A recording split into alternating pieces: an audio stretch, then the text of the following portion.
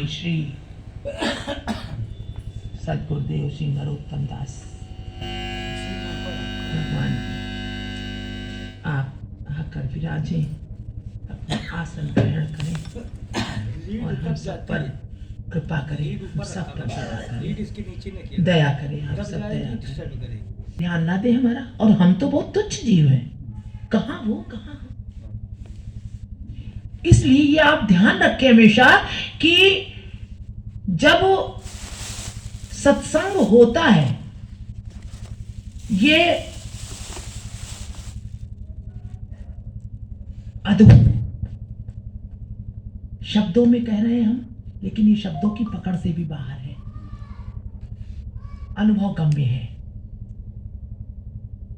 इसलिए जितने भी अदृश्य रूप से ना जाने कितने जीव, ना जाने कितने देव, ना जाने कितने ऋषि मुनि सब उपस्थित रहते हैं, वो हम जान पाए भैया या ना जान पाए, क्योंकि जहां भगवत नाम लिया जाता है वो अवश्य रहते हैं।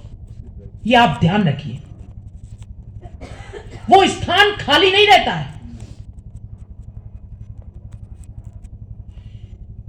प्रकट में एक भी व्यक्ति ना हो, परंतु अगर कोई व्यक्ति ध्यान से भगवान का चिंतन कर रहा है तो उसके आसपास अनेक आत्माएं आ जाती है। वो महापुरुष, वो सिद्ध पुरुष, तमाम शक्तियां उसके पास विराजमान हो जाती हैं सुनने के कारण। पता है, हम लोग को तो पता ही नहीं, हम लोग भगवान के नाम के इतने लोभी ही नहीं है, इसलिए वो बात पता ही नहीं है। जो अभी इस बच्चे ने कहा कि बीच में मत बोलो, नहीं बोला जाता। अरे दिल से पूछो क्या हालत है। जो इसका मर्म जानता है वही बता पाएगा, जो देख रहा है वही तो बोल पाएगा। तो जो चीज अदृश्य है, जो हम लोग इन इंद्रियों से, इन आंखों से नहीं देख पा रहे हैं, वो सूक्ष्मता, ये कहा है। बाबा जी महाराज कीर्तन करते हुए जा रहे थे, नाम संकीर्तन करते हुए, तो सब जगह जाते तो कीर्तन करते जाते। तो एक वहां पर 3 लोग खड़े थे रास्ते में एक जगह पे। वो लोग जो एकदम से रास्ता रोक लिए और परिहास करने लगे। बोले क्यों बाबा जी लोग, आप लोग आइए, आपका सत्कार करते हैं। बोले आपका सत्कार करेंगे, और आप लोगों को मतलब वो शाक्त है ना, तो वो वहां पे बंगाल में तो कहीं बोले देवी का प्रसाद पवाते हैं आप लोगों को, मतलब अभक्ष पदार्थ। शाक्त तो जानते ना, शक्ति के उपासक। तो देवी का प्रसाद मतलब बोलते हैं वहां बलि का जो होता है। बोले वो अभक्ष पदार्थ आपको जो है पवाते हैं। तो बाबा जी महाराज कुछ नहीं बोले और वैसे ही शांत रहे। और जब वो अपना बोल बाल के सब किनारे हटे तो बाबा जी महाराज आगे निकल गए। करीब 2-3 साल के बाद कलकत्ते में बाबा जी महाराज भिक्षार्थ निकले। तो सब जगह जा रहे थे, एक जगह एक दुकान थी, उसके अंदर से एक व्यक्ति निकला। वो बोला क्यों बाबा जी महाराज, पहचाने? बाबा जी, अब बाबा लोगों को तो किसी से लेना देना नहीं, लेकिन ये वही व्यक्ति था। उनका नाम जो था वो बता दे, उनका नाम जो था मेरे को स्मरण में नहीं है। और वो उन्होंने 10 रुपए का नोट जो है, उस जमाने में 10 रुपए का नोट बहुत बड़ी कीमत रखता था, मतलब वो बहुत धनी हो गया। वो जो गांव का व्यक्ति था वो बहुत अब धनी हो गया। और यहाँ आकर के 10 रुपए का नोट उन्होंने भेंट किया। और उसके कुछ समय बाद उनकी अवस्था ऐसी खराब हुई, सब साथी लोग आपस में बात कर रहे थे कि ये वही लगता है जो उस दिन वहाँ पे कुछ बरस पहले थे उस अवस्था में। और उसके बाद वो उन्होंने दान किया। ये उसके बाद उनकी अवस्था इतनी खराब हुई कि वो उनके पीठ पर घाव हो गया, इतना बड़ा घाव हो गया। और रास्ते में बच्चे पत्थर मार रहे थे, पागलों सी दशा, और रास्ते में बच्चे पत्थर मारे। बाबा जी महाराज कीर्तन कर रहे थे, कीर्तन करते करते जो ही एकदम से ओंकार भरी उन्होंने, और एकदम से जाकर के जो है रास्ते पे निकल लिए। तो क्या देख रहे हैं, कुछ दूर गए तो क्या देखे कि वो घायल पड़े हुए हैं, बच्चे लोग उनको घेर करके और पीट रहे हैं। तो बाबा जी महाराज को देखते ही सब बच्चे घबरा गए और सब दूर भाग गए। बाबा जी महाराज ने उनको देखा, उनकी अवस्था देखी, उनको अपने साथियों को इशारा किया, शिष्यों ने उनको उठा लिया, उनको स्थान पे ले आए। और उस स्थान पर ला करके और उनकी चिकित्सा करिए। इसके उपरांत अगले दिन वो जो है अपना मस्तक जो है मुंडित करा करके और एक वस्त्र पहन करके स्नान करके आकर बाबा जी महाराज के चरणों में पड़े। तो बाबा जी महाराज ने उनको मंत्र दे करके और कृतार्थ किया। तो उसके बाद उनकी बहुत सुंदर जो है, पहले पाटबाड़ी आश्रम में रहे 1 वर्ष, उसके बाद श्रीधाम वृंदावन में आकर के उन्होंने भजन करके वहीं पे अपना शरीर छोड़ा। तो कहने का मतलब क्या है, ठाकुर ने तो उनको बड़ा कड़ा दंड दिया, उनके जो पुण्य थे उससे तो उनको दंड दिया, और उसके बाद लेकिन उनका अपराध तो बहुत बड़ा था कि संकीर्तन करते जो है जो जा रहे हैं उनको मार्ग में रोका और उनसे अपशब्द कहे। तो इसका परिणाम क्या हुआ, उनको भुगतना पड़ा कितने ही बरस जो है उनको, और ऐसे ही सड़कों पे सब धन तो सब छिन गया और अब पत्थर पड़ रहे हैं। पीठ पे इतना बड़ा घाव हो गया, उनके पूरी पीठ छिल गई थी और बच्चे उसके बाद भी उनको मारते थे। तो कहने का मतलब, लेकिन भगवत कृपा, जब महापुरुष जन जिनकी दृष्टि पड़ जाती है ना, तो फिर महापुरुष जन उसका कल्याण ही करते हैं, भले ही वो कितना भी उन पर अत्याचार करें। तो कहने का मतलब ये है कि बाबा जी महाराज ने ऐसे करके जो है उनका भी कल्याण किया। जय जय श्री राम। जय। यानी भगवान की शरण में आने के बाद, महापुरुषों की शरण में आने के बाद कैसे भी हो कल्याण तो उसका होगा ही होगा। जय। ये है संत स्वभाव भी ऐसा होता है। संत स्वभाव ही ऐसा। कुछ भी कर लो, वो उनको साफ से नहीं ना, वो उनको कल्याण ही करना है। ऊपर बाह्य दृष्टि से दिखाई देगा, लेकिन वो जो भी उनका विधान है वो कल्याणार्थ है। यहाँ तक कि ईश्वर के क्रोध से भी बचाते हैं वो। बिल्कुल।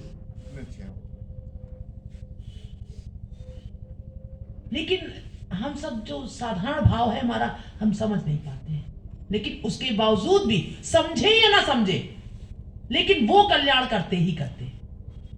भगवान ने गीता में यही बात कही है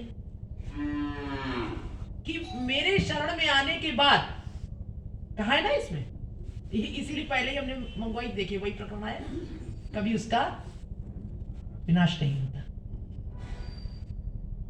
वही चैप्टर शुरू ही हो गया।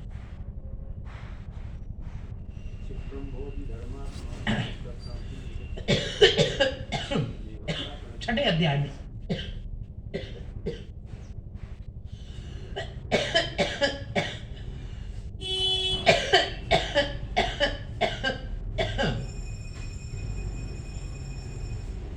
अर्जुन का योगस्त्वया प्रोक्त साम्येन मधुसूदन एतस्याहं न पश्यामि चंचलत्वा स्थितम स्थिरम।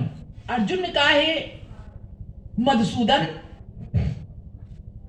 जो यह योग आपने समभाव से कहा है, मन के चंचल होने से मैं इसकी नित्य स्थिति को नहीं देखता हूं। नित्य स्थिति यानी नित्य स्थिति नहीं रहती, मन चंचल है, कभी कुछ होता है कभी कुछ होता है, कभी स्थिर हो जाता है, कभी लगता है और कभी नहीं लगता। अंदर आ जाओ बेटा, अंदर आ जाओ। कभी लगता है कभी नहीं लगता है, स्थिर मन नहीं है, कभी भोगों में भाग जाता है क्योंकि चंचल है। चंचलम ही मना कृष्ण प्रमाचि बलवृद्रणम तस्याहम निग्रहम मन्ये वायोरिव दुष्करम। क्योंकि हे श्री कृष्ण, यह मन बड़ा चंचल प्रमथन स्वभाव वाला, बड़ा दृढ़ और बलवान है, इसलिए उसका वश में करना मैं वायु को रोकने की भांति अत्यंत दुष्कर समझता हूं, मानता हूं। तो भगवान ने क्या कहा कि असंशयम महाबाहो मनो दुर्निग्रहम चंचलम अभ्यासेन तू कौनते वैराग्येण चक्रयते। कहा कि श्री भगवान बोले, हे महाबाहो, निसंदेह, भगवान ने कहा ये बात। हम लोग कहते ना मन बहुत चंचल है, ऐसा नहीं, भगवान ने कहा हाँ निसंदेह, इसमें कोई संदेह नहीं। निसंदेह माने कोई संदेह नहीं, नहीं माने नहीं, कोई संदेह नहीं, मन चंचल और कठिनता से वश में होने वाला है। परंतु हे कुंती पुत्र अर्जुन, ये अभ्यास और वैराग्य से वश में होता है। अभ्यास और वैराग्य। गीता के इस प्रकार का असंशयात्मा असंयतात्मना योगो दुष्प्राप इति मे मति वैश्यात्मना तु यतताम शक्यो वास्तुम पायत, जिसका मन वश में किया हुआ नहीं है, ऐसे पुरुष द्वारा योग दुष्प्राप्य है। योग दुष्प्राप्य है। दुष्प्राप्य मतलब बड़ी कठिनता से प्राप्त होने वाला। दुष माने कठिनता, प्राप्य माने प्राप्त होना। दुष्प्राप्य कठिनता से। किसका मन? जिसका मन वश में नहीं हो पा रहा है, तो बड़ी कठिनता से योग बड़ा कठिन है उसके लिए। ऐसे पुरुष द्वारा योग दुष्प्राप्य। योग भगवान से योग लगाओ बहुत कठिन है। और वश में किए हुए मन वाले, और जो वश में किया हुआ मन वाला है, प्रयत्नशील पुरुष द्वारा साधन से उसका प्राप्त होना सहज है। यह मेरा मत है, भगवान ने कहा। अर्जुन ने उस पर क्या कहा? आयति श्रद्धयोपेतो योगाचलित मानस अप्राप्य योग संसिद्धिम काम गतिम कृष्ण गच्छति। अब ध्यान से सुनो, क्या प्रश्न किया अर्जुन ने? अर्जुन बोले, हे श्री कृष्ण, जो योग में श्रद्धा रखने वाला है, योग में यानी आप में तो श्रद्धा रखता है, किंतु संयम ही नहीं है, संयम नहीं है, इस कारण जिसका मन अंतकाल में योग से विचलित हो गया है, योग से, क्योंकि संयम है नहीं उसके अंदर। योग तो आपसे रखना चाहता है, ऐसा है ना, ऐसी भी स्थिति है ना, लेकिन हम लोग के अंदर संयम नहीं है, क्योंकि मन चंचल है, इधर उधर भाग जाता है, लेकिन चाहते हैं भगवान से योग। तो कह रहे हैं कि अर्जुन बोले, श्री कृष्ण, जो योग में श्रद्धा रखने वाला है किंतु संयमी नहीं है, इस कारण जिसका मन अंतकाल में योग से विचलित हो गया, अंतकाल में योग से विचलित हो गया है, ऐसा साधक योगी योग की, ऐसा साधक योग की सिद्धि को अर्थात भगवत साक्षात्कार को न प्राप्त, अब वो भगवत साक्षात्कार को तो प्राप्त होगा नहीं, तो ना प्राप्त होकर किस गति को प्राप्त होता है? किम गच्छति, कृष्ण गच्छति। कह रहे कश्चिन्नो भय कश्चिन्नो अभय विभ्रष्ट छिन्ना भ्रमिव नश्यति और अप्रतिष्ठो महाबाहो विमूढ़ो ब्राह्मण पथि। हे महाबाहो, क्या वो भगवत प्राप्ति के मार्ग में मोहित और आश्रय रहित पुरुष, अब उसका कोई आश्रय भी नहीं है और भगवत प्राप्ति में मोहित भी है, पुरुष छिन्न भिन्न बादल की भांति दोनों ओर से है, कह रहे उभो भ्रष्ट, दोनों ओर से भ्रष्ट होकर, यानी ना योग हो पाया और योग में स्थित तो थी, उसकी इच्छा थी, संयमित नहीं था, संयम नहीं था।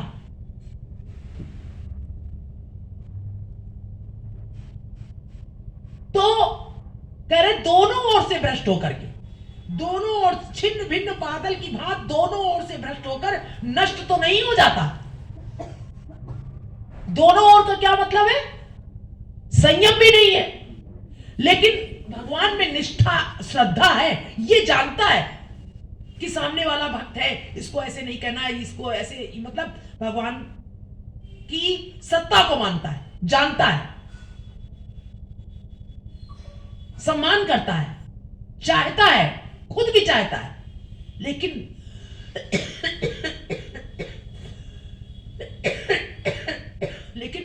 परेशान किससे है? अनादिकाल से जो अविद्या संस्कार खत्म नहीं हो पा रहे। क्यों? क्योंकि संयम नहीं है। संयम करने से ही वैराग्य और अभ्यास है नहीं, अभ्यास है नहीं इतना कि सत्पुरुषों की मार भी खा जाए, तमाम संकटों को झेल ले जाए, किसी से अपमानित भी हो जाए, कोई बात नहीं, ये संयम है। वाणी का संयम, नेत्र का संयम, हर इंद्रिय का संयम है, पता है, जो संयम से रहता है। अब ये नेत्र बंद किए रहते हैं विपिन भैया, ये क्या है? ये संयम रखते हैं नेत्र का, दृष्टि का, कहीं दृष्टि अपराध ना हो जाए, ये संयम। सोचते हैं ठीक है प्रभु, नेत्र ही बंद रखेंगे, कहीं ऐसा ना हो, क्योंकि अपने ऊपर भरोसा नहीं है, पता नहीं क्या अपराध उठ जाए, इसलिए नेत्र बंद रखो, देखेंगे ही नहीं। वाणी का संयम, तो ये संयम है जो इस प्रकार संयम रखता है। तो संयम भी नहीं है, अभ्यास भी नहीं है, वैराग्य भी नहीं है, लेकिन श्रद्धा है। क्या होगा उसका? कहा दोनों तरफ से छिन्न भिन्न बादल, जैसे बादल छिन्न भिन्न हो जाते हैं ना, आते हैं और कभी कभी छिन्न भिन्न हो जाते हैं, बरसते ही नहीं है, इधर उधर हो जाते हैं। तो उसी बादल की उपमा दी है अर्जुन ने कि उस बादल की तरह नष्ट तो नहीं हो जाता। अब बरसा ही नहीं, सबने कहा बादल आया और बादल बरसा ही नहीं। इसी तरह वो योग भ्रष्ट हो जाता है।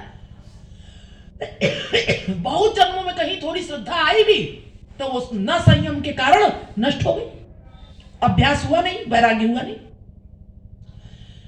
इसलिए कह रहे हैं कि वो कहीं छिन्न भिन्न बादल की तरह नष्ट तो नहीं हो जाता है। एतन्मे संशयम कृष्ण छेतुम हरस्य शेषतः और तदन्य संशयस्यास्य छेता न ह्रुपपद्यते। कह रहे हैं श्री कृष्ण, मेरे संशय को, ये मेरा संशय है, मेरे संशय को संपूर्ण रूप से छेदन करने के लिए, संपूर्ण रूप से छेदन, समझ में आ रही है? छेदन मतलब नष्ट कर देना। मेरा जो संशय है उसको नष्ट कर दे, संपूर्ण यानी पूरी तरह से नष्ट, छेदन करने के लिए आप ही योग्य हैं। भाई आप ही सबकी गति को जानते हैं, और तो कोई जानता ही नहीं है। भाई भूत भविष्य वर्तमान सब आप ही का बनाया, सब कारण के कारण हो, तुम ही कारण हो, तुम ही जानते हो, आप ही संशय मिटा सकते हैं। इसलिए कहा करने के लिए आप ही योग्य, क्योंकि आपके सिवा दूसरा इस संशय का छेदन करने वाला मिलना संभव नहीं है। आज प्रातः काल हमारा यही आनंद था, यही हम पढ़ रहे थे आज, तो हमने कहा आज बताना बहुत जरूरी है। कहा आपके सिवा कोई नहीं मिलेगा, ये बताइए कि वो कहीं बादल की तरह छिन्न भिन्न तो नहीं हो जाता प्रभु। हमें लगता है हम लोग की स्थिति यही है, यही है। बिल्कुल सही है दीदी, सही है, इस स्थिति में। तो ये प्रश्न किया है अर्जुन ने। तो कह रहे हैं श्री भगवान उवाच, भगवान ने कहा पार्थ नैवे नामुत्र विनाशस्तस्य विद्यते और न ही कल्याण कश्चित दुर्गतिम तात गच्छति।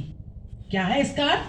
कि श्री कृष्ण भगवान बोले, हे पार्थ, उस पुरुष का ना तो इस लोक में नाश होता है और न परलोक में ही। कितने दयालु है वो, दयालु है। हमने क्या किया जीव ने, थोड़ा सा चला, थोड़ी सी इच्छा जागृत करी भगवान की को पाने की, श्रद्धा थोड़ी सी आई, करोड़ों जन्मों के बाद भगवान ने छोड़ा नहीं। कह रहे हैं उसका ना तो इस लोक में और ना परलोक में नाश होता है, क्योंकि हे प्यारे, आत्मोद्धार के लिए, आत्म उद्धार के लिए अर्थात भगवत प्राप्ति के लिए कर्म करने वाला कोई भी मनुष्य दुर्गत को प्राप्त नहीं होता। इसलिए संत महात्माओं की भी यही, क्योंकि वो उन्हीं की समष्टि गुरु के व्यष्टि गुरु हैं, वो भगवान की ही करुणा उनमें उतर करके कार्य करती है पृथ्वी पर। तो वही करुणा, उनको कुछ भी कहा जाए, कुछ भी कैसे भी, वो कल्याण ही करते हैं, वो कोई अलग नहीं है। उनका जोर से बोलना, उनका दंड देना, अरे वो सब प्रसाद है, जीव का कल्याणकारी है। ऐसी दशा है। ये अभी हमने पहले ही भैया से गीता मंगवाई थी, ये बताने के लिए।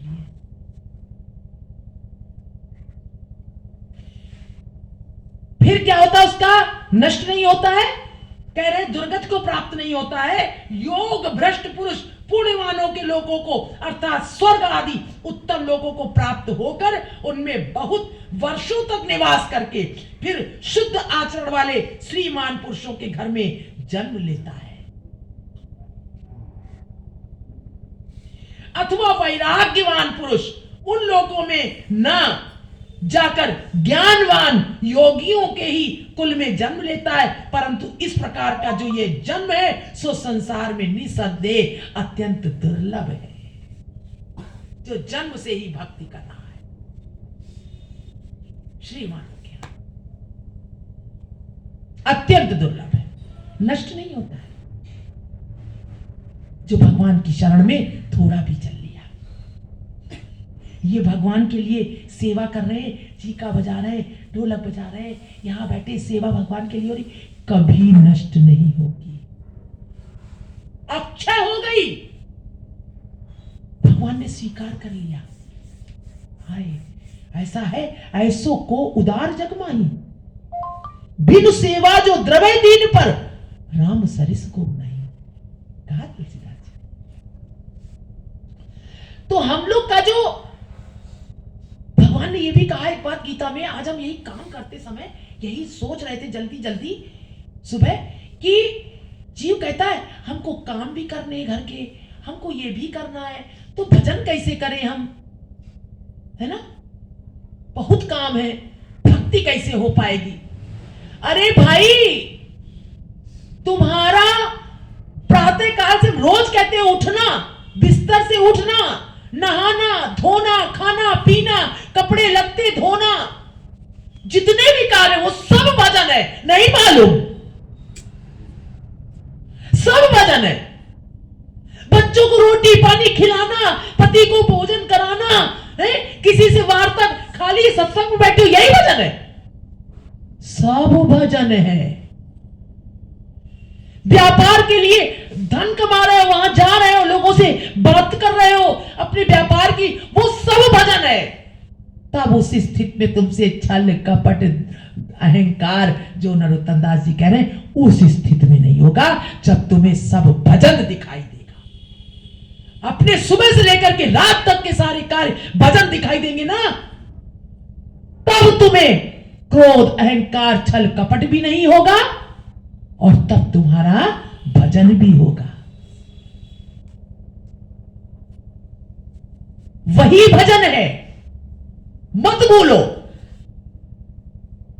घर में काम चल रहा है, तोड़ फोड़ हो रही है, लेबर मिस्त्री बेचारे लगे हैं, सब हो रहा है, सब भजन है। तुम भोजन करने जा रहे हो, उनको बढ़िया बढ़िया बना के खिलाओ, खूब खिलाओ, रोज तुम्हारे घर आए हैं। ये मत सोचो इनको तो पैसे देना है, नहीं, जो हृदय फाड़ के उनको खिलाओ।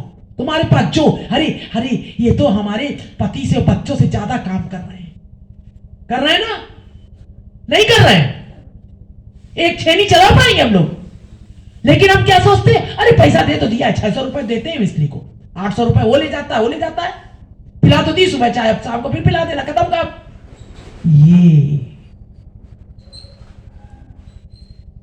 ये भजन नहीं है। भजन क्या है, सुबह सुबह आए, अरे ठंडक है, तुम चाय पी रहे हो, जल्दी से पिला दो, इनको पिला दो, टाइम चारा लगता है?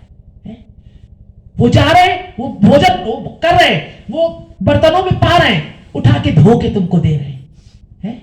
क्यों धो के दे रहे हैं? क्योंकि वो हीन काम कर रहे हैं और उन्हीं के बनाए हुए घर में हम रह रहे हैं। वो नहीं बनाएंगे तो कौन रहे, कैसे रह पाएंगे हम? हर एक जीव इस सृष्टि में उसका भैया मान है, अस्तित्व है। हम तो कहते ना, हमारे घर जो पाखाना साफ करता है उसका भी बहुत बड़ा महत्व है, उसके बगैर है? अब तो खैर सब लोग अपने अपने घरों में खुद ही करते हैं, लेकिन फिर भी बाहर जो सब, उनका बहुत बड़ा महत्व। कौन उठा के ले जाएगा? तो कूड़ा करोगे, कूड़ा उठाओगे, कहेंगे हम तो छत्री हो, कहेगा हम वैश्य हो, कहेगा हम जी है, फलाना है, डिमाका है, सबके घरों का कूड़ा उठाता है। अरे वो बहुत माननीय है, ये भजन है।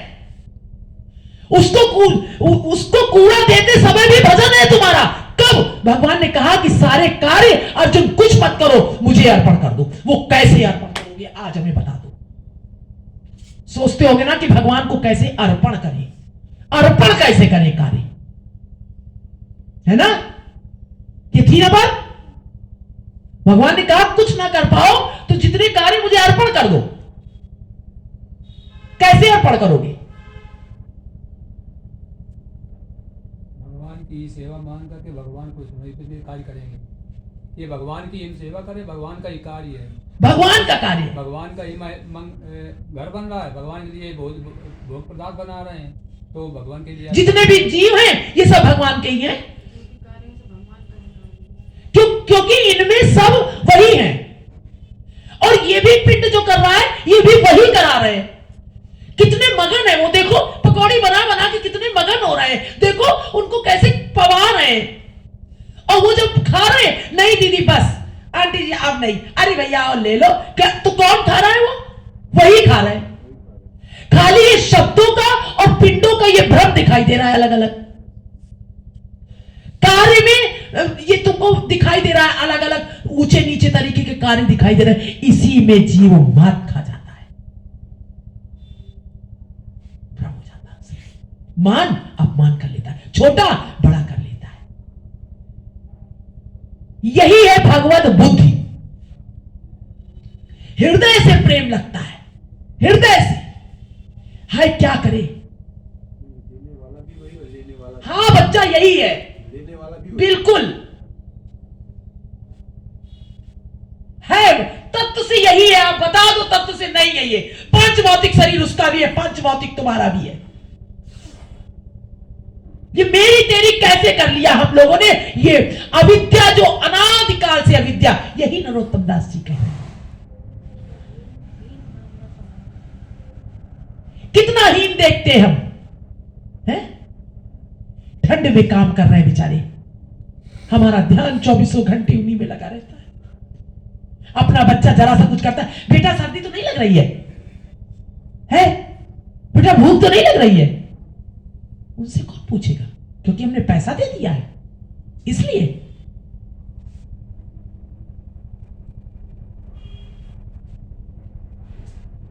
ऐसी भैया वो दोनों ऐसे कार्य करते हैं। हमारे यहाँ कोई भी, हमारे यहाँ वही आते हैं, इतना बढ़िया करते हैं, और क्या होता है, और कहीं जाते हैं तो कहते हैं ये अच्छे नहीं है, ये लोग कोई पता नहीं,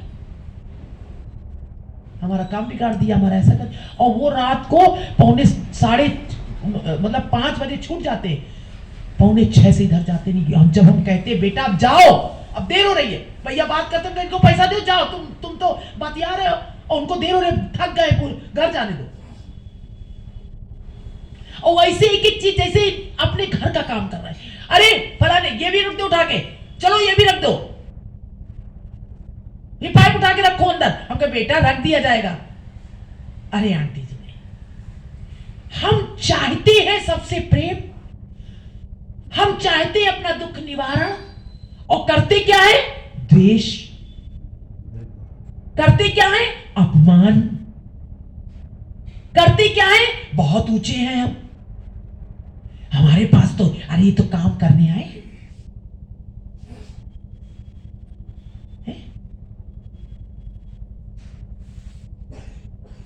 ये अर्पण कर दो।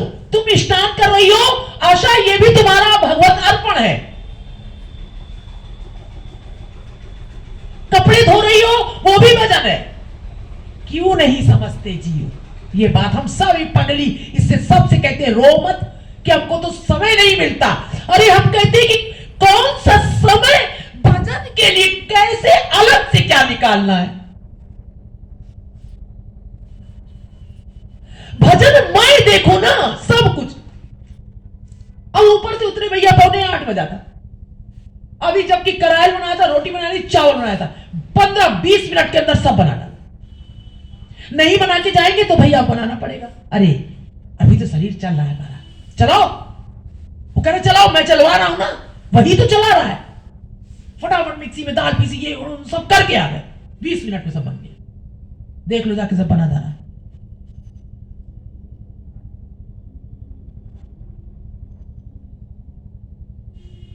और आनंद, और कोई परेशानी नहीं, कोई शिकवा शिकायत नहीं किसी से, ये नहीं करते, ये नहीं करते, ये नहीं करते। ठीक है, धीरे धीरे अभ्यास करो। तुम्हारा शरीर का हिलना भी वजन है, वजन है। जब तक उसका इसमें अस्तित्व, तभी तक तो हिल रहा है।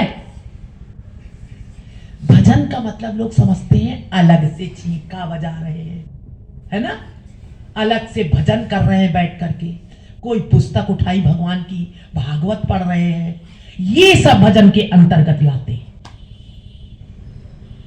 क्रिया कर रहे हैं। आप ही भजें और भजवावें।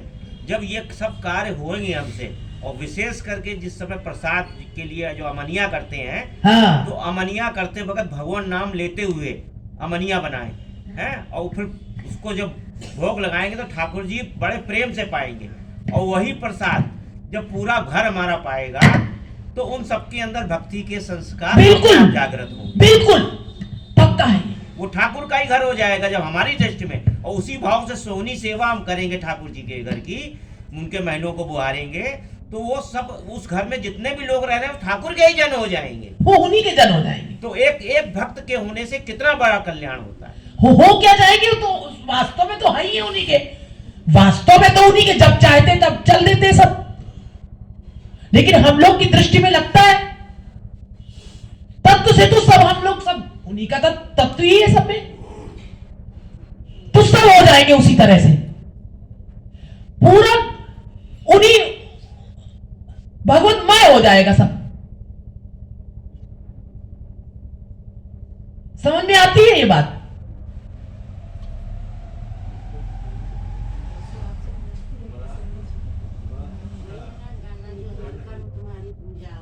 है? हाँ, जो भी हम करें, जो भी क्रिया करें, उनके लिए नहीं करेंगे, हम उन्हीं के लिए करेंगे। फिर वो करने से नहीं होता है बेटा, फिर दिल ही ऐसा हो जाता है। हमें लगता है वो दिल ही ऐसा हो जाता है, उसको ये नहीं पता चलता है कि हम ऐसा कर रहे हैं कुछ। उसका स्वभाव, क्योंकि स्वभाव तो है ये जीव का स्वभाव, स्व माने अपना भाव, और अपना कौन है? आत्मा। आत्मा का भाव तो जानते फिर क्या है? अंतरात्मा जागृत हो जाती है, जागृत हो जाती है, और जीव अगर कोई भी गलत कार्य करने को उद्धत होता है, तुरंत अंदर से तुरंत तुरंत कि अरे ये नहीं, ये गलत है, ये ऐसे करना है, ये कौन बोल रहा है? वही ये कौन अंतरात्मा बोल रहा है? में जो प्रभु बैठा हुआ है वो बोलता है। उस समय हम सुन पाते हैं, बोलता तो वो है लेकिन हम सुनते नहीं है। लेकिन जब ऐसा भाव होता है तब हम सुनने भी लग जाते हैं, सब सुनते हैं। ये जो कहा जा रहा है काम छोड़ो, क्रोध, लोभ, ये करेंगे तो भक्ति नहीं हो पाएगी, बिल्कुल सच है। कैसे भजन हो पाएगा? आपकी सारी क्रियाएं भगवान को कैसे अर्पण हो पाएंगी?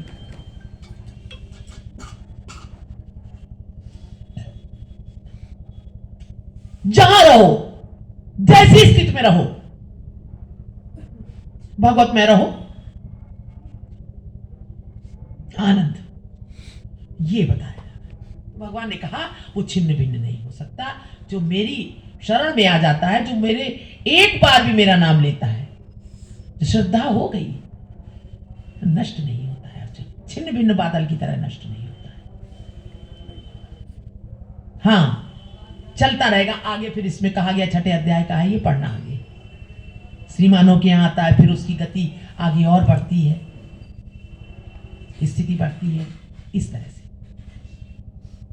तभी तो देखा है ना, बहुत से लोग बचपन से ही भजन कर रहे हैं, बहुत से देखा जाता है कि बीच से शुरू कर दिया है, कैसे थे, कोई गुरु मिल गया, कोई भक्त मिल गया, तो वहां से उनका चित्त बदल गया।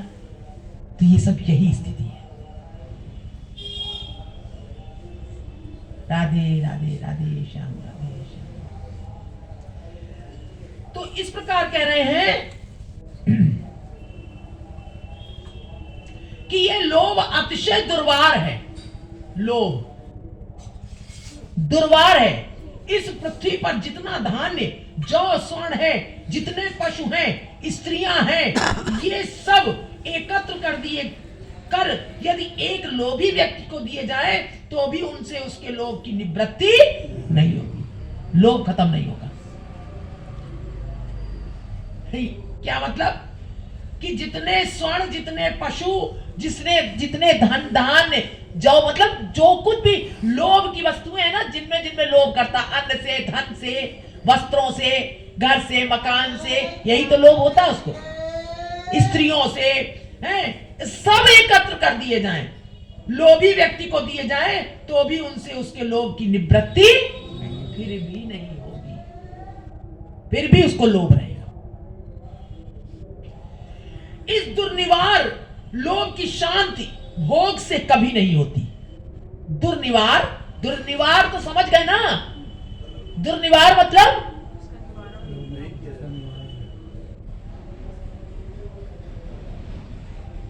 लोभ का। तो ये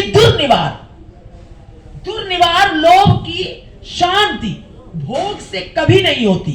भोग से यानी ये मत सोचो कि हम इतना भोग लेंगे फिर हम शांत हो जाएंगे, हमको इतना मिल जाए बस फिर हम शांत हो जाएंगे, मिल गया हमको सब कुछ, कभी नहीं हो सकता।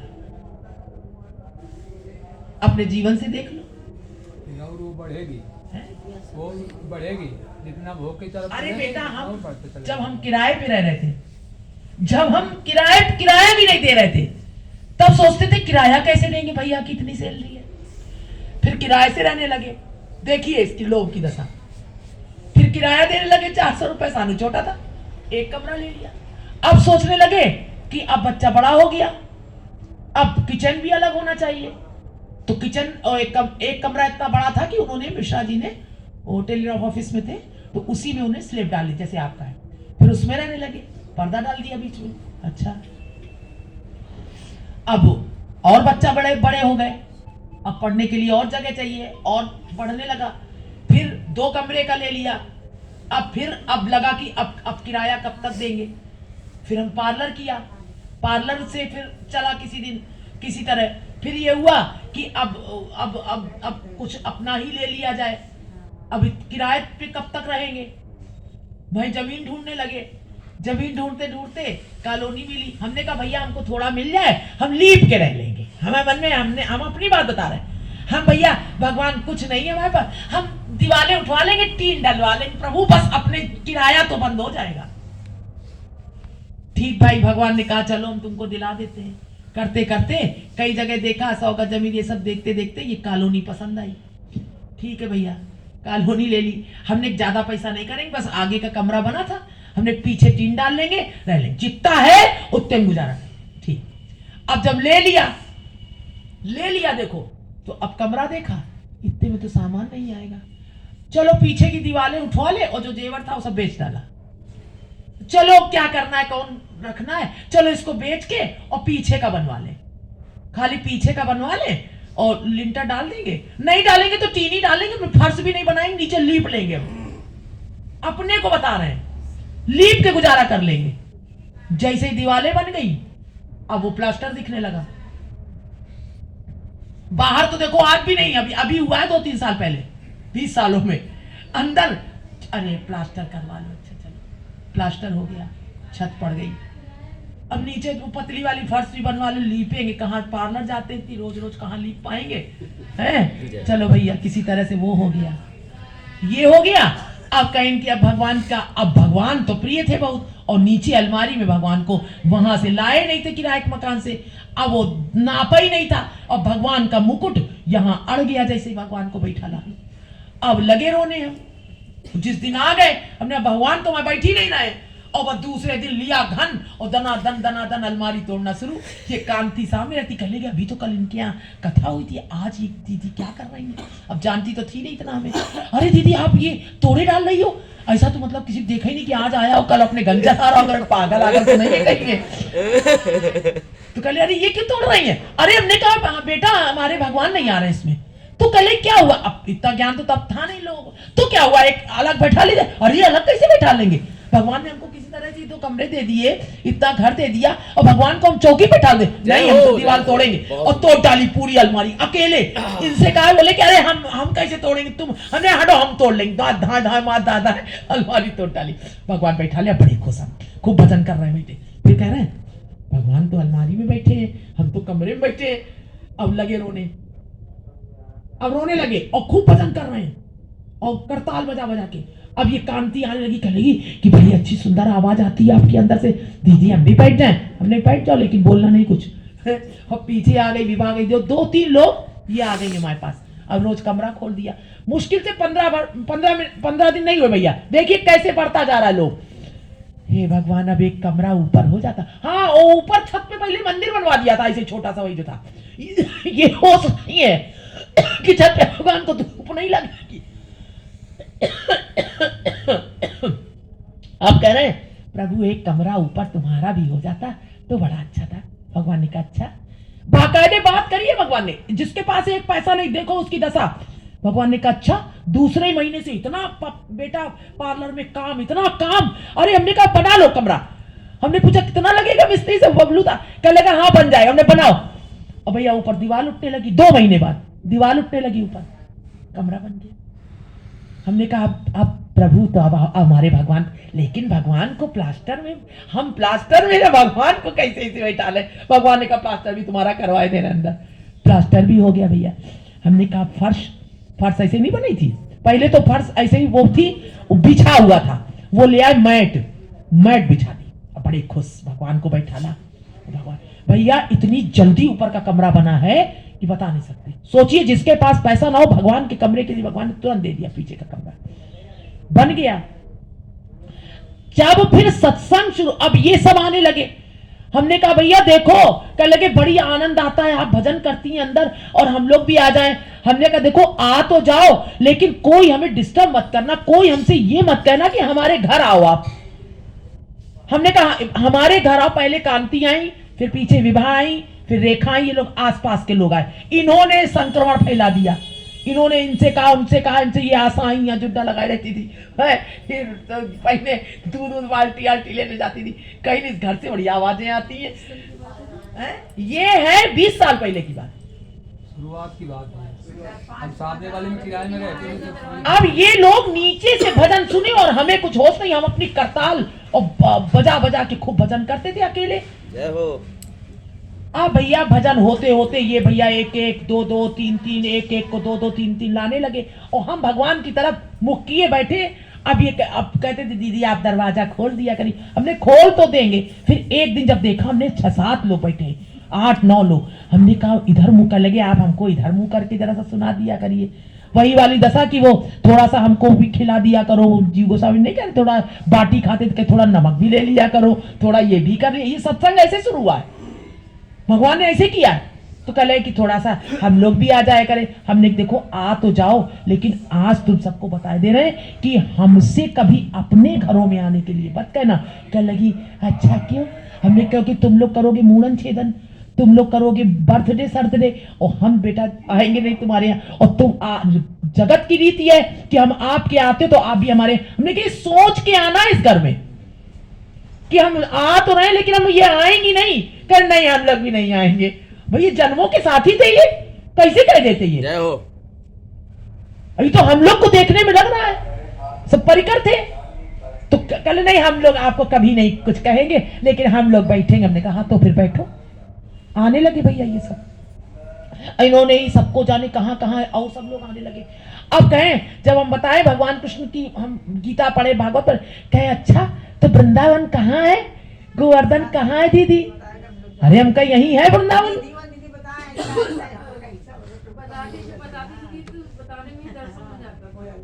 फिर इन लोग को धीरे धीरे भैया, धीरे धीरे क्या इतनी तेजी से, फिर हम तो क्या बताएं। अब यहाँ पर सब सुना पड़ा था, इतनी इतनी पुस्तकें हाथों में लाद लाद के इन लोगों को। अब हमको इधर स्वप्न भी हुआ, वो सब बात नहीं बता सकते हैं। जय हो। तो फिर अब समझ में आ गई बात हमारे कि ये भेजे गए हैं। फिर हमको सेवा भगवान ने हमारी शुरू कर दी, और इतनी इतनी पुस्तकें लाते थे, हाथ कट जाता था। उस समय तो यहाँ पे आती नहीं थी, रात रात आते थे, टेम्पो तो नहीं आते थे। फिर इन लोग को देना शुरू किया। कांति क्या गोविंद जी थे, कह लगी हमारे यहाँ हनुमान जी बैठे हैं। हमने दिखाओ, कहीं ये देखो। हमने कही ये पागल है, ये गोविंद जी बैठे हैं। जय हो। कह लगी ऐसे करे बैठे थे। हमने कहा हनुमान जी बैठे। जय हो। हमने कहा वो हनुमान जी हैं। तो बड़ी मतलब ऐसे कर करके फिर धीरे धीरे धीरे धीरे ऐसी दशा हो गई भैया, वो झूम के भजन मुश्किल से साल भर नहीं बीता। सुबह दोपहर शाम 3 बार भजन होता। और इन लोगों को हमें लगता है 3-4 साल में तो ये बिल्कुल बिल्कुल वृंदावन वासी होगा एकदम। और सबका वही प्रातः काल उठना, बिल्कुल वही स्थिति। आप सब धड़ाधड़ होए, अब चाहे घर में कुछ भी होए। तो बजरंग रहते थे, वहां से बुला लाई हमको। अब यही गाते, चाहे लाख लगा लो ताले, ताला तोड़ के आऊंगी। दीदी हम गए थे गया प्रसाद जी की समाधि के बगल में जो कृष्णदास बाबा जी रहते थे, हाँ। कुटिया गुजर गई, हाँ, तो हम वहाँ दर्शन के लिए गए गया प्रसाद जी के, हाँ। बाबा के भी दर्शन किए। हाँ, तो वहाँ पे यहाँ की कोई सत्संगी बहन बैठी थी, तो वो बाबा उनसे पूछने लगे आके आपकी राधा रानी कैसी हैं? सब बोली सब बहुत आनंद से हैं, आनंद से हैं, ऐसा बोली। अच्छा, ऐसे 2-4 बातें ऐसे हुई, कानपुर का जिक्र आया। हमने कहा राधा रानी, हम पहले सोचे थे कि मतलब ऐसे कोई प्रेम की बात है राधा रानी से, ठाकुरानी से की बात हो रही है। तब तुरंत समझ में आया कोई राधा रानी है जो कानपुर में रहती हैं। हमने कहा ऐसे कौन राधा रानी रहती कानपुर, हम तो जानते नहीं, क्योंकि कुछ सत्संगी भाई जब राधा भवन से जुड़े तो वहाँ करीब 40-50 सत्संगी भाई थे, तो हमने कहा कभी जिक्र तो सुना नहीं। तो हमने उनसे पूछा कि वो राधा रानी जो आप बता रहे हैं ये कहाँ रहती हैं, कोई फ़ोन नंबर कुछ है? ये करीब 15 साल की पहले की बात है। तो उन्होंने बताया कि वो इधर कर रही, इधर कोई ये जगह जो जरौली कर रही, ऐसा बोली वो। अब हम यहाँ कानपुर आए तो फ़ोन नंबर था नहीं। अब हम सबसे पूछे राधा रानी को जानते हो? राधा, अब हम रहते हैं उत्तर दिशा में, ये है दक्षिण दिशा, और उधर वाला कोई इधर आता नहीं जाता नहीं। फिर पूछते पूछते जब काफी समय हो गया, तो 1-2 साल, जो भी 3 साल लगे हों, तो तब किसी एक भक्ता से जिक्र में हमने पूछा कि राधा रानी को जानते हैं? वो इधर इस साइड की थी। तो बोली हाँ, एक जगह सत्संग होता है यहाँ पे, और ऐसे ऐसे जगह है, और हम ये जगह है। अब हम जो है यहाँ पे आए, और यहाँ पे आके पूछ के सबसे, और पूछे यहाँ सत्संग होता है, यहाँ कीर्तन होता है कहीं? तो बड़ी मुश्किल में जो है जब इधर तक आ गए हैं, तब यहाँ पता लगा कि ये जगह पे सत्संग होता है। तब फिर प्रथम बार आपके यहाँ आके आप लोगों के दर्शन किए सबके। ये भगवान की बड़ी दया है। फिर तो ऐसी दशा हो गई भैया कि दूर दूर से लोग अब पूछ के, अब वो उनसे लोग बता देते थे मंदिर है वहां, अब मंदिर वहां कहीं दिखता नहीं था, तो बहुत से लोग कहे दिख ही नहीं रहा है। हाँ, अरे पता है इन लोगों को स्वप्न होता था, बुला बुला के भगवान ले आए, हम क्या बताएं, भागे चीख चीख के सब,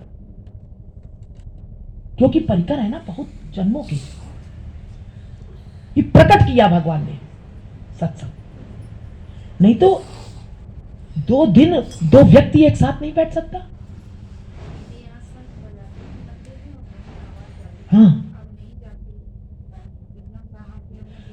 खुला था ना सब। आप भैया समझ लीजिए 20 संघ पूरा। पहले तो भगवान ने लोग बड़ी सिस्टम से, जैसे शास्त्रों में दिया है, महत लोग बताते, पहले तो इन लोगों ने इतना तीर्थों में जाते थे तो कहते थे कौन है तुम्हारा वो पंडा पुजारी, दिखाओ में सबकी सब छुड़ाए बैठा, सबकी पेट में लात मार दे। नहीं भैया ऐसा नहीं है, क्योंकि लोगों को हम जंगलों में ले जाते थे। ब्रज के भी जो जंगल है उनमें ये सब दर्शन करे पड़े सब।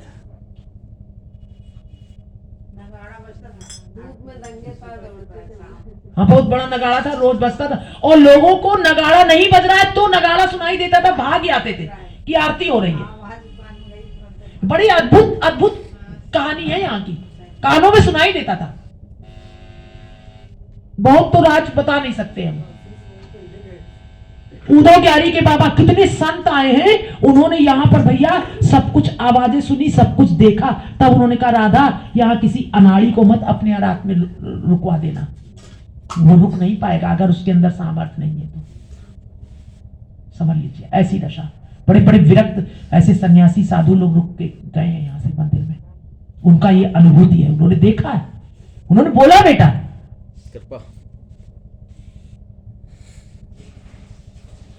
और यहां तो यहां हमने बताया था, हम गोभी नगर में रहते थे किराए पे, तो उनका जो वो था शराब वराब पी के एक दिन हमारे कमरे में, वो भाई उनके साथ शादी, तो कह अपना बाहर वाला कमरा दे दीजिए, और भैया लेट गया उनका दामाद।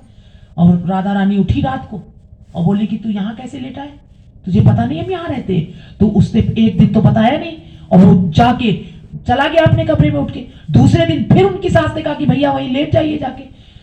तो बोला माँ नहीं लेटेंगे। कल क्यों बताया नहीं, लेकिन फिर सोचा हो सकता हमने ऐसे ही सपना देखा हो।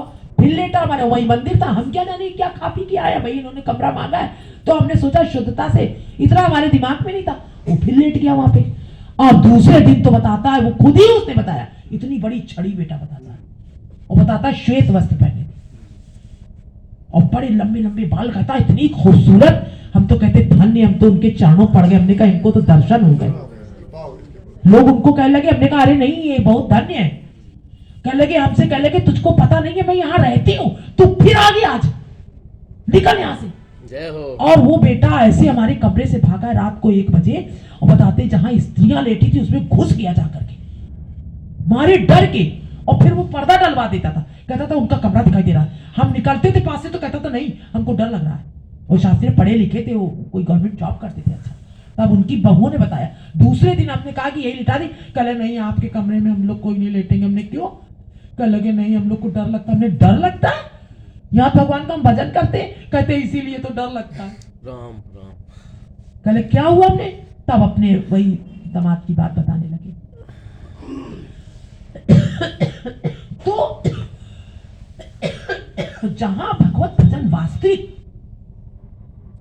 तो ये सत्संग प्रकट हुआ है, ऐसे नहीं है। तो भगवान वही कह रहे हैं कि ये लोभ की बात बता रहे थे हम, तो ऐसे लोभ बढ़ा। लेकिन वो लोभ भगवान ने हमारा पूरा इसलिए किया कि वो फिर बेटा ऊपर का कमरा में देखा था, बाहर का कमरा बहुत दिन बाद बना है। फिर हम ऐसे में इतने संतुष्ट, लेकिन फिर हम संतुष्ट हो गए। भगवान ने हमें संतुष्ट कर दिया। हम तो कहते थे हमारे बराबर कोई धनाढ्य है ही नहीं। पूछो जय हो, जय हो, जय हो, जय हो। हमारे बराबर कोई धनाढ्य है ही नहीं। इतना संतुष्टि, इतनी संतुष्टि कि पूछो नहीं। वो लोभ जो है हम सबका था। क्या लोभ था? साधु संगे हरि कथा। हम लोगों का लोभ था जो जागृत था आपके। इतना आनंद था हमको, इतना आनंद। जब हमको इतना सत्संग, हम लोगों ने 20 साल उस कमरे के अंदर बिताया, एक कमरे में। अब ऊपर गए ये लोग लेटने, उसी एक कमरे में, उसी एक बेड पे खाना पीना तो सब देखते। 20 सालों से हम लोग उसी में बच्चे पढ़ना लिखना, लेकिन हमको आनंद, बहुत आनंद। तो ये संतोष, लोभ अगर हुआ तो भजन नहीं हो पाएगा। ये प्रैक्टिकल इसलिए बताते हैं, अपनी बात की देखो, इससे समझ में आएगा तुम्हें। ये नहीं कि हम अपनी कोई बात बताते हैं, ये चित्त की वृत्तियां हैं बेटा। लोभ कभी समझ खत्म नहीं होता जीव का। और देखो बड़े बड़े घर बना लेते हैं, सुने पड़े, कोई आने वाला नहीं, जाने वाला नहीं। क्या मतलब है इसका, बताओ? लोग के बारे में, लोग तीनों की तुलना कर रहे हैं, काम, क्रोध और लोभ, तीनों की तुलना कर रहे हैं। तो उन्होंने एक बड़ी अच्छी चीज बताई,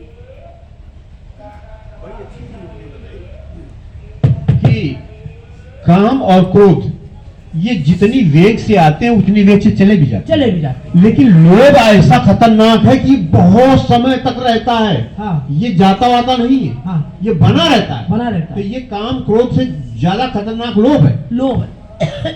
ये सच है। ये बात हमने अनुभव की जीवन है। भर लोभ बना रहता है जीव। मतलब काम और क्रोध जितनी जल्दी आते हैं चले भी जाते हैं, लेकिन लोभ जो है ये बहुत समय तक रहता है। तो उन्होंने बताया, ये बात हमको दिमाग में घर कर गई कि देखो कितनी सुंदर बात कह रहे हैं। जीवन में मिलता रहता है हमको और हमें लोभ सताता रहता है, भयंकर लोभ। लेकिन भगवान की ऐसी कृपा है कि अब क्या कहें, लेकिन हमको नहीं लगा।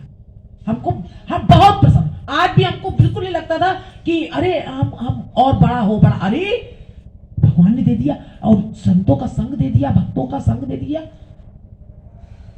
और क्या चाहिए? भगवान ने कहा मैंने हृदय दे दिया। हम तो बहुत बड़े भाग्यशाली हैं। लोगों के इतने बड़े बड़े घर पड़े हुए हैं, एक जरा सा कीर्तन कराने के लिए उनको इधर उधर सामान करना पड़ता है। यहाँ छोटी जगह में रोज 100-150 आ रहे भजन, भक्त भजन कर रहे हैं। दुर्लभ मिल रहा, दुर्लभ। और भैया वो वाकई में वो जगह जैसे नहीं कहते बढ़ जाती थी।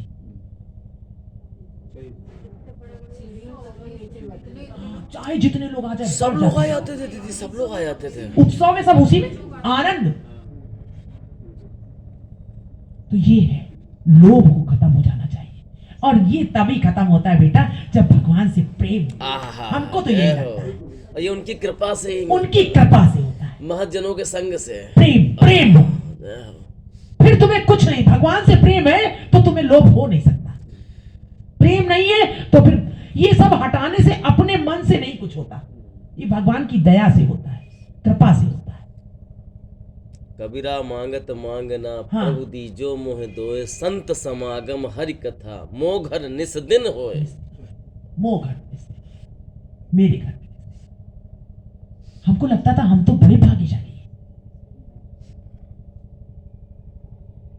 तो कह रहे हैं कि दुर्निवार लोभ की शांति भोग से कभी नहीं होती, भोग। तभी गीता में भगवान ने कहा है, विहाय कामान यह सर्वान पुमांश चरति निष्प्रह निर्ममो निरहंकार है स शांति में गच्छति। जो व्यक्ति समस्त कामनाएं त्याग कर, देखिए आई ना बात, सारी कामनाएं त्याग कर, निष्प्रह या निर्लोभ, निरहंकार, अहंकार भी नहीं, निरहंकार, निर्मम या जड़ीय वस्तुओं के प्रति ममता शून्य होकर विचरण करता है। ममता शून्य, ममता भी नहीं, उसको जहां रह रहा है उस स्थान से भी ममता नहीं, जिन लोग हैं उनसे भी, मतलब आसक्ति नहीं होनी चाहिए। फिर हमको ऐसे ऐसे अनुभव भी होते थे बेटा, बहुत अद्भुत अद्भुत। हमने बताया ना कि ये सब अपनी आपस में ही बताने वाली बात है। एक भौरा हमको 1 वर्ष हमारे साथ रहा है, 1 वर्ष। अनुभव अरे मनसुख, आहा, क्या बात। क्यों ना बताएं, हरसी हरसी गुण गाएं। जय हो, प्रभु साथ में थे। जय हो।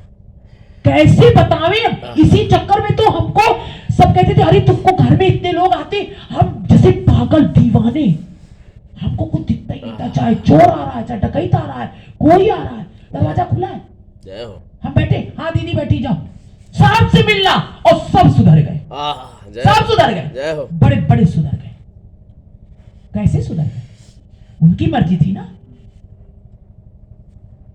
और भंवरा बेटा 1 वर्ष आया हमारे पास, 1 वर्ष, चाहे वो रात हो चाहे वो दिन हो।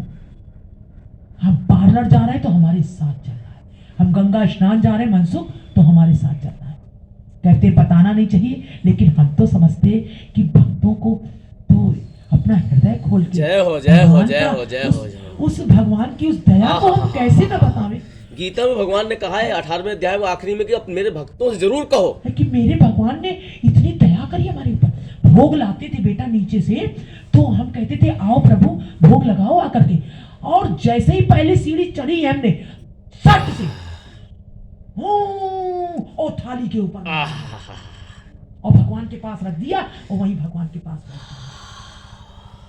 प्रत्यक्ष बता रहे हैं आपको। हम कहते थे अब भोग लग गया। जय हो। जब भोग लग जाता था तो शिव से, अच्छा तुम लोगों ने भी कभी कभी जब बहुत तेज भजन होता था तो देखा होगा खिड़की से कभी कभी कोई भंवरा मंडराता था, देखा है, याद होगा। तो हम ऐसे करके देखते थे, प्रणाम करने लगते थे, हैं? हाँ बिल्कुल ऐसे, बहुत तेज वेग से आता था खिड़की से, रोज रोज का नियम। और अकेले में तो हम आह्वान कर दे और आ गए, वो कहीं हम आह्वान कर दे आ गए, तुरंत लेटने जा रहे हैं आह्वान कर दे तुरंत आ गए। तो इससे जो था बेटा, और बहुत कुछ ऐसी स्थितियां थी जो हम पागल हो गए, पागल हो गए बिल्कुल। हमें नहीं पता आसपास क्या हो रहा है, तो बताते ना आसपास इतने मकान बन गए, सब बन गए, हमें कुछ पता नहीं क्या हो गया। 20 सालों में कितना परिवर्तन हो गया, जैसे हमको भगवान ने किसी गुफा में रखा हो। बहुत कुछ हो गया, बताने बैठेंगे तो महीना भर गुजर जाएगा नहीं वहां की लीला बता। वो गोपेश्वर हमने राधा रानी थी तो उनको हमने गोपेश्वर बना दिया था, और शाम का हमें दीदी वही दर्शन हुआ था पहली हाँ। बार। जय हो। गोपेश्वर, हम कहे कृष्ण जी कह रहे हमें तो गोपेश्वर का हाँ। दर्शन हुआ, और बिल्कुल रेंगते हुए ऐसे दिख रहे थे। सर्प का दर्शन। वो तो रेखा बैठी थी और वो सब बैठे थे, विभा बैठी थी, हाँ विभा। शाम को बेटा आरती हो रही थी, हम पार्लर में थे, भैया आरती कर रहे थे, और बाकायदे गोपेश्वर के ऊपर सर्प ऐसे करके वो गले के पास ऐसे ऐसे करके ऐसे देख रहा था। जय हो जय हो जय हो। हाँ, और वहीं ऐसे सब बैठे थे ऊपर, और जैसे ही विभा ने कहा अरे भैया, और सावन का महीना था, अरे भैया, और भैया ने भी देखा, मतलब सबको साक्षी करा दिया कि एक व्यक्ति को कहे धोखा हो गया। और जैसे ही ये उठे हैं और वो गले से धीरे धीरे धीरे जैसे पूंछ ऐसी नहीं निकलती चली जाती सरक गए। सर, अब ये ढूंढते रहे ये लोग, और ऊपर के कमरे में कहीं नहीं दिखा। यहां हम आए, इन्होंने बताया, हमने कहा बस अब ढूंढने की आवश्यकता नहीं है। जय हो। हमने शंकर जी ने दर्शन दिया है, सिद्ध, पूरा मंदिर सिद्ध बिल्कुल। वो गोपी जो अब निशा को हमने दे दिया, मटकी वाले, वो कई लोगों ने देखा कि उन्होंने मटकी में हाथ डाले तो उन्होंने ऐसे करके ऐसे किया। माता जी बैठी बोलते आए, माता जी ने कहा आए, अरे करके हाथ बढ़ा, ने क्या हुआ माता जी? कहती कुछ नहीं। छोटी मौसी आई, उनको लगा कि इन्होंने हाथ ऐसे निकाला और ऐसे मक्खन चाटा, और हमारी क्या कहे, सबको अनुभूति हुई, बहुत विचित्र अनुभूति, सब सिद्ध बिल्कुल है। तो ये हम सब की बात नहीं है, कोई काबिलियत की बात नहीं है, कोई बहुत ज्ञान और कोई त्याग तपस्या से ये सब कुछ नहीं हुआ। समझ रहे अच्छी तरह से, ये भगवान की अहेतुकी कृपा। जय हो। दया। इसलिए हमने 20 साल हो गए, हमने नहीं देखा घर क्या है कहां बच्चे हैं, कहां, हमको इतने बच्चे भगवान ने दे दिए, और क्या चाहिए? अलग से किसी से ना मोह ना कुछ, साक्षात आनंद में मस्त, अच्छों की उसने बना दिया। समझ लो ये दशा। तो वही कह रहे हैं कि कामनाएं त्याग कर निष्प्रय या निर्लोभ, निरहंकार, निर्मम या जड़ीय वस्तुओं के प्रति ममता शून्य होकर विचरण करता है, वही यथार्थ शांति प्राप्त करता है। यथार्थ शांति। यहां के कुछ धन दौलत से थोड़ा विचलित होता है, फिर उसको मिल जाता है तो समझता हमको शांति मिल गई, वो यथार्थ शांति नहीं है। यहां के भोगों से जो थोड़ी देर उसको सुख मिल जाता है, राहत मिल जाती है थोड़ा सा समस्याओं में, लेकिन वो यथार्थ का मतलब वास्तव में वो शांति। फिर कोई दूसरा विषय उसको उलझन करता है, भाई एक विषय से शांत हुआ, फिर दूसरा विषय। तो जिसके अंदर शांति है, यथार्थ शांति, वो लोभ ना हो, निरअहंकार हो, निर्मम हो, तभी वो मिलती है शांति। यथार्थ शांति का मतलब यही है। शांति, यथार्थ शांति प्राप्त करता है। मानव लोभ एवं कामना त्याग कर जो संपदा प्राप्त करता है, उसकी कोई तुलना नहीं। लोभ और कामना त्याग कर जो संपदा, शांति की संपदा, धैर्य की संपदा, उसकी तो कोई, कह रहे हैं, उसकी कोई तुलना ही नहीं है।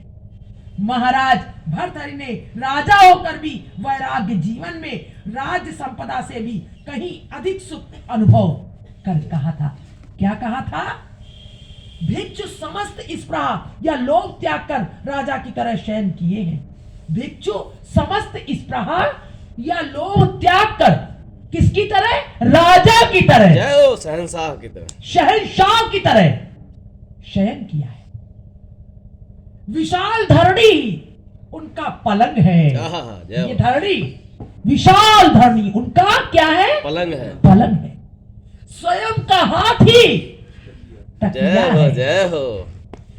आकाश चंद्रमा की तरह सिर पैर फैला है। चंद्रमा मणि प्रदीप की तरह स्निग्ध आलोक प्रदान कर रहा है। नरोत्तम दास जी बता रहे हैं स्थिति। संसार में अनासक्ति वनिता की तरह उनकी चिर संगिनी बनी। वनिता माने पत्नी, कह रहे हैं संसार अनासक्ति अनासक्ति, जहां आसक्ति नहीं है वो किसकी तरह है? पत्नी की तरह से, किसी चीज में लोभ नहीं है। जैसे हर समय पत्नी रहती है ना साथ में, उसी तरह वो अनासक्ति रहती है उसके साथ में, हर वस्तु से अनासक्ति। तो पत्नी की तरह, वनिता की तरह, उनकी चिर संगिनी, चिर माने बहुत समय तक साथ रहने वाली, चिर संगिनी बनी है किसके? भिक्षुक के, वैरागी के साथ। दिक रूपी कांताएं, दिक माने दिशाएं, दिशाएं रूपी कांताएं पवन रूपी चमरों से उनकी हवा कर रही है। जय हो। चारों दिशा जगीरी में मन लागो मेरो यार। चारों दिशाएं उनकी सेवा करती हैं। भक्तगण यथालाभ से संतुष्ट होकर, यथालाभ से संतुष्ट होकर लोभ का साधु संग में, हरि कथा में नियुक्त कर जड़ीय वस्तुओं की स्पृहा को सदा के लिए त्याग कर इसी प्रकार परम शांति प्राप्त करते हैं। साधु संग में, हरि कथा में नियुक्त कर, संतुष्ट होकर लोभ का साधु संग में। अभी भैया ने कहा ना कि वो लोभ साधु संग के लिए था, ये बन जाए, ये बन जाए, ये बन जाए, और जब साधु संग होने लगा तो लोभ खत्म हो गया। तो उस लोभ को कहां कर देते हैं? साधु संग। साधु संग में। हमें और साधु मिले, हमें और भगवान का भजन मिले, हमें और भक्त मिले, ये लोभ तो है ही, लेकिन साधु संग, ये लोभ की सुसेवा हुई। हाँ, लोभ की सुसेवा। साधु संग में, हरि कथा में नियुक्त, उसको कहां नियुक्त कर दिया? लोभ को हरि कथा में, साधु संग में। जड़ीय वस्तुओं की स्पृहा को, जो जड़ीय वस्तुओं की स्पृहा थी, इच्छा थी, जगत थी, उसको सदा के लिए त्याग कर इसी प्रकार परम शांति प्राप्त करते हैं। जय हो। उसी प्रकार ज्ञान को ढकने वाले मोह को भी भजन में प्रबल रुकावट जानकर साधक उसे त्यागने की चेष्टा करता है। किसको? मोह को। मोह होगा तो क्या भजन कर पाओगे? नहीं। हृदय से। मम पिता मम माता ममेयम गृहिणी ग्रहम और एवं इदम ममत्वम यत् समो इति कीर्तितः। मेरे पिता, मेरी माता, मेरी गृहिणी, मेरा घर, जड़ीय वस्तुओं में सर्वत्र यह जो मेरा मेरा मेरा ज्ञान है, ये जड़ीय वस्तुएं हैं। मेरी माता, मेरा पिता, मेरा घर, मेरे बच्चे हैं, तो कह रहे जड़ीय वस्तुओं में सर्वत्र, सब जगह ये जो मेरा मेरा ज्ञान है, इसी का नाम मोह है। मेरा मेरा मेरा, अधिकार की भावना। अधिकार की भावना, जबकि हम लोग इसी में जी रहे हैं। जय, बहुत बड़ी कृपा है, इतना सुंदर। समस्त अनित्य या नश्वर वस्तुओं में, अनित्य जो सदा रहने वाली नहीं है, और नश्वर जो नष्ट हो जाती है, नश्वर वस्तुओं में आसक्ति का हेतु यह मोह ही है। आसक्ति का कारण क्या है? मोह। मोह ना होता तो असार अनित्य देह दयादिक में किसी का इतना लोभ या आसक्ति ना होती। स्वरूप के अनुसंधान या आत्म तत्व ज्ञान के परमार्थ लाभ कर शाश्वत आनंद की खोज पाकर सभी धन्य हो सकते थे। स्वरूप वही आत्मा का अपना रूप ढूंढते फिर हम है? अगर ये मोह ना होता तो क्या करते? स्वरूप की खोज करते। जो गोपी रूप में रखा जो हुआ गोपी रूप में और परम आनंद में होती। कौन तुम्हारी स्त्री है? कौन तुम्हारा पुत्र है? यह संसार अत्यंत विचित्र है। तुम किसके हो? कहां से आए हो? हे भाई, इस तत्व का चिंतन करो। योग वशिष्ठ में महर्षि वशिष्ठ ने रामचंद्र जी से कहा है, अर्थात मैं कृष्ण हूं, मैं अतिशय दुखी हूं, मैं बद्ध हूं, मैं हाथ पैरों आदि से युक्त मानव हूं। इसे भाव के अनुरूप व्यवहार द्वारा मनुष्य मोह पाश में बनता है। मैं दुखी नहीं हूं, मेरी देह नहीं है, इससे देह में बनता है। क्या? मैं कृष्ण हूं। कृष्ण मतलब कमजोर। कमजोर। कृष्ण, मैं कमजोर हूं, मैं अतिशय दुखी हूं, मैं बहुत दुखी हूं, मैं बद्ध हूं, बंधा हुआ हूं, बंधा हुआ हूं, मैं हाथ पैरों आदि से युक्त मानव हूं। हाथ पैर में मैं मनुष्य हूं। जबकि मैं मनुष्य नहीं हूँ। मैं कौन कह रही है? आत्मा। आहा, हम कहते थे तुम लोगों से हम पृथ्वी से ऊपर चलते हैं। जय हो। ऐसा अनुभव होता है पृथ्वी से ऊपर, वही आत्मा अनुभव करती है बेटा। आहा, इसे भाव के अनुरूप व्यवहार द्वारा मनुष्य मोह पाश में बनता है। मैं दुखी नहीं हूं, मेरी देह नहीं है, मेरा बंधन होगा कैसे? मेरा बंधन कैसे होगा? इस भाव के अनुरूप व्यवहार द्वारा वह मोह पाश से मुक्त होता है। जय हो।